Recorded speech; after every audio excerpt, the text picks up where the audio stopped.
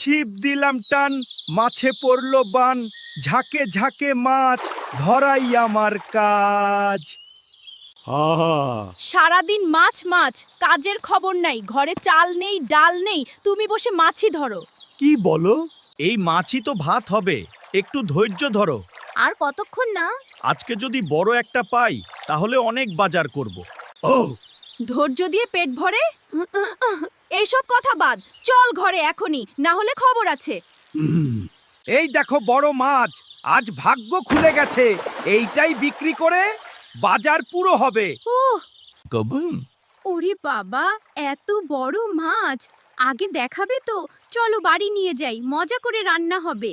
চলো বাড়ি যাই, মজা করে রান্না করো খাই। চলো তাহলে।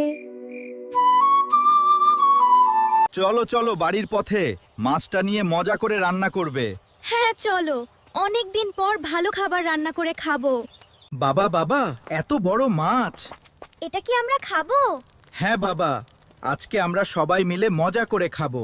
মশলা দিয়ে করব আজ জম্পেশ ঝোল। তাহলে তো রান্না অনেক মজাদার হবে, খেতে দারুণ লাগবে। আহ, গন্ধে নাকটা ভরে গেল, আর তো মন মানছে না। আর কখন খাবো মা? একটু তাড়াতাড়ি করো না।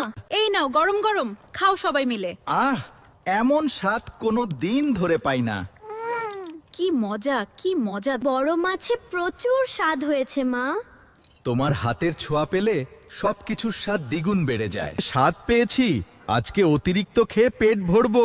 আর খেও না, পরে বদহজম হলে আমাকেই হাসপাতালের যেতে হবে। এমন সুন্দর সুন্দর ভিডিও পেতে সাবস্ক্রাইব করুন AI Power with Miraj চ্যানেলটি।